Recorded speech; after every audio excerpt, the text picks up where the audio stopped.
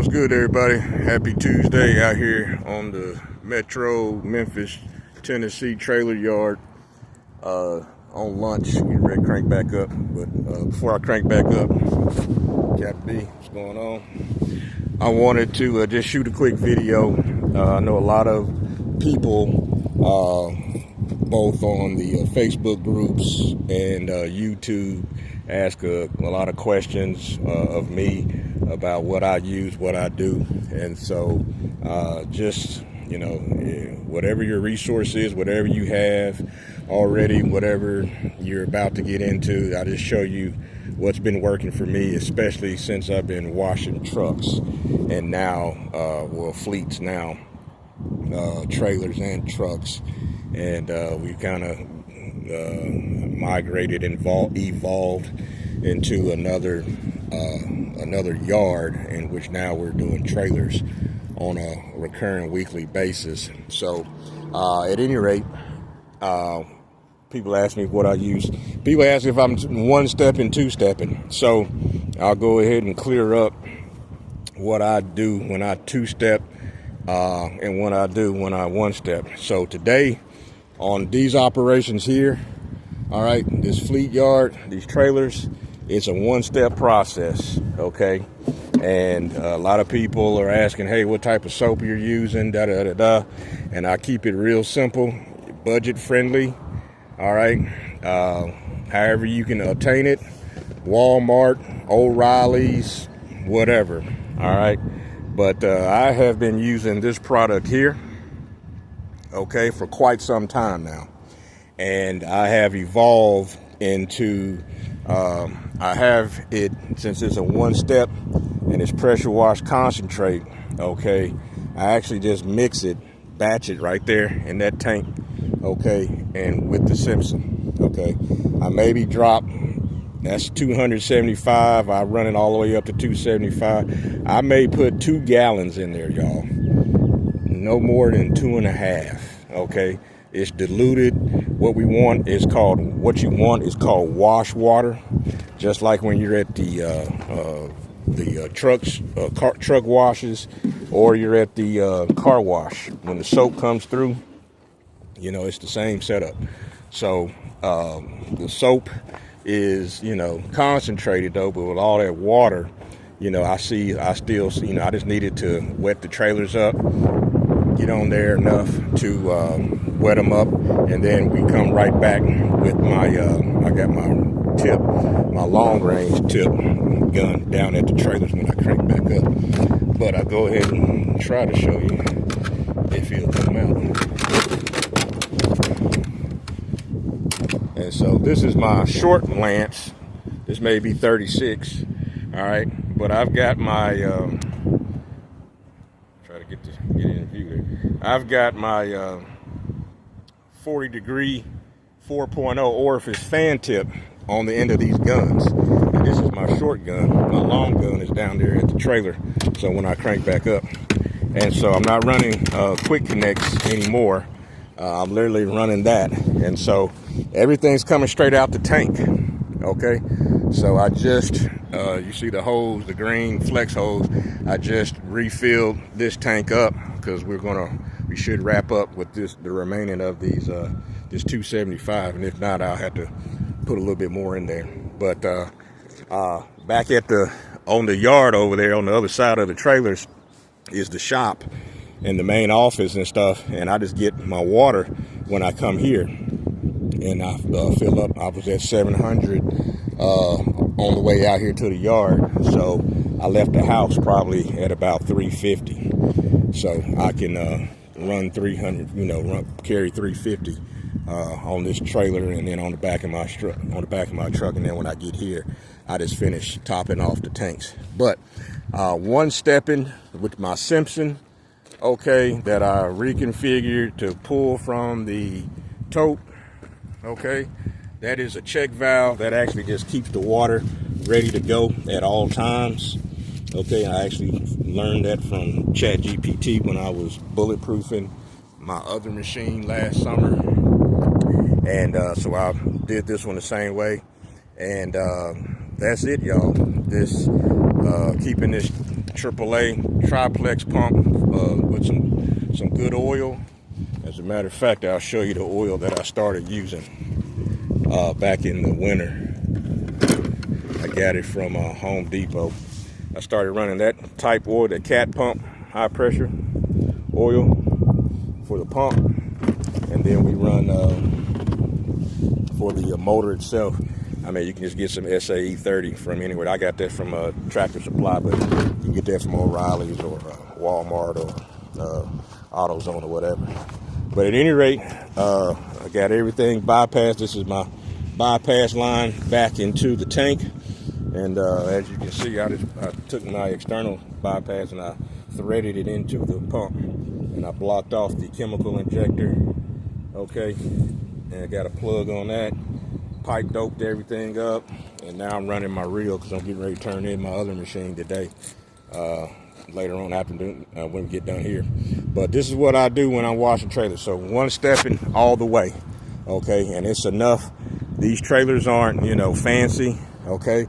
They just want them washed up, cleaned up, all right, after they get done working on them, and just ready to lease out, okay, and put out into the general population in the industry, all right, and that's what they want when somebody comes, picks up a trailer, at least a decent, clean trailer, and so that's what we're doing, all right, nothing too exciting. I'm not, coming over and, running acid and then turn back around dropping soap.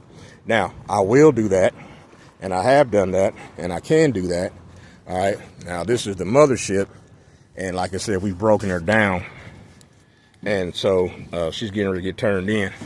But I run a dual, okay, between these two tanks. This tank here is my acid, and this bigger tank is my degreaser tank soap, okay? And when I'm doing, more owner-op trucks, stuff like that, I'm using that machine.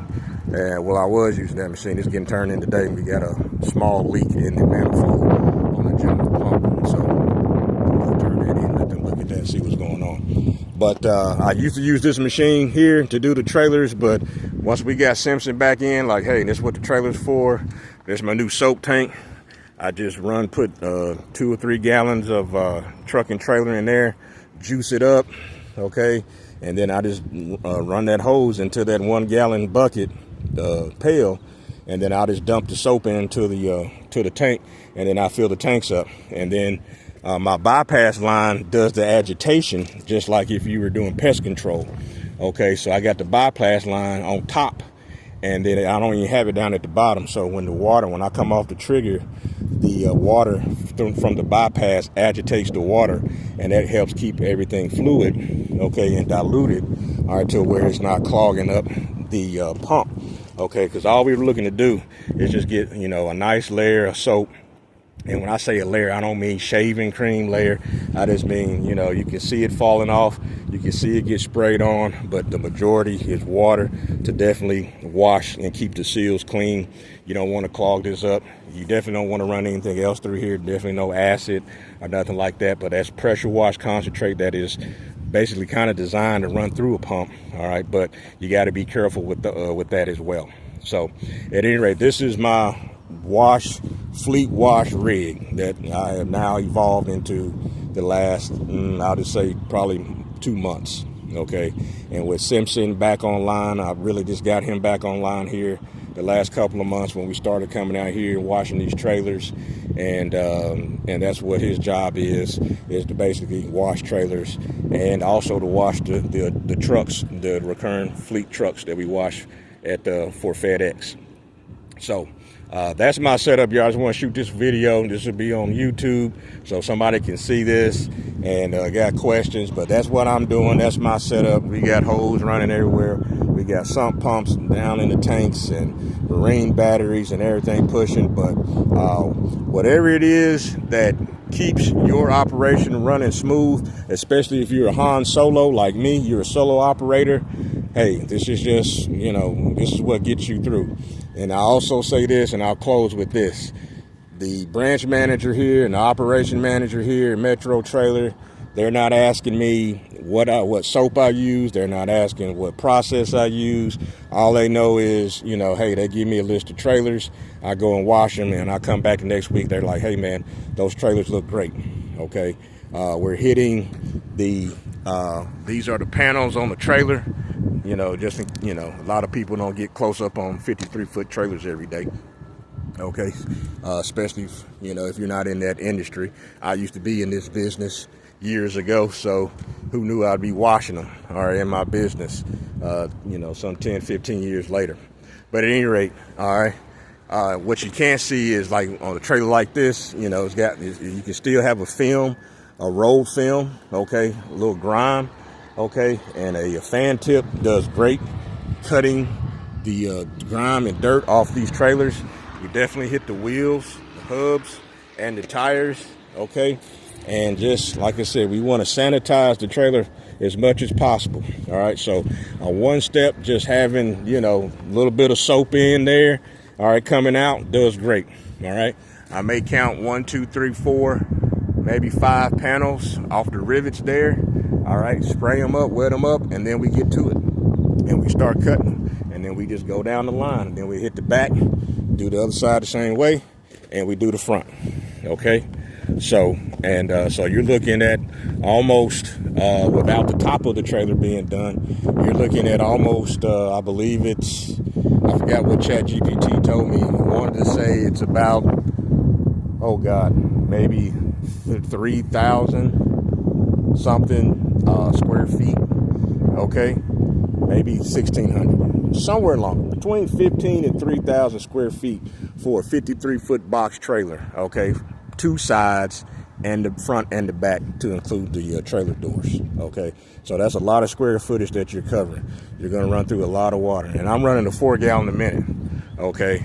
So you can only imagine you get up to 5, and especially if you get up on an 8, okay? You really need some water. And for you guys that only have, a 300 gallon tank, when you're doing work like this, you got to make sure you're able to, pull the water.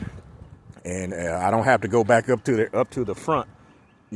I'm just doing 10 trailers a day, okay, or every 2 days, really 20 trailers. So my setup, I got a 300 poly tank on the truck. That's another 2 275. That's 525. Okay.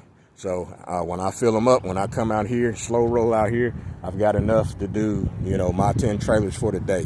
All right. You've got a 200 gallon or a 300 gallon tank. Okay. You're going to have to find a way to have water, additional water, because like I said, I have yet to go back up there and get more water unless something goes catastrophically wrong. So you want to be set up to do that as well, okay? So, like I said, you start getting into, especially start doing fleets of trailers, 53 boxes, or even, doesn't matter if it's the reefer trailer or what, okay? You start doing box trailers like these, okay? You're going to put out a lot of water because you are going to be on the trigger, all right? All right, it's not going to be like washing the truck. You spray for a minute or 2 or whatever, then you come off. No, you're pretty much going to be on the trigger on these. So it's like doing flat work, concrete work, okay? Cleaning concrete, driveways, sidewalks, bricks, houses, stuff like that, all right? So that's what you're up against when you're doing this. So you got to have the water ready to go, okay? All right, guys, we're going to get back to it, knock out these other 5 so we can head back to the house. Just wanted to shoot this video while I'm out here on the yard.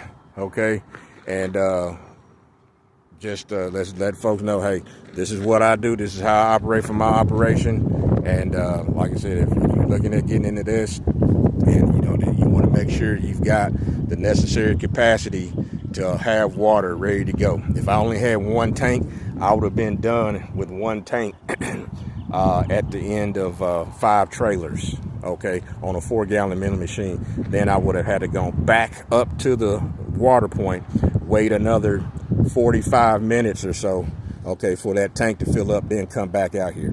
All right, as opposed to if you're already set up, you got you at least a 500 gallon tank, or you got 2 totes.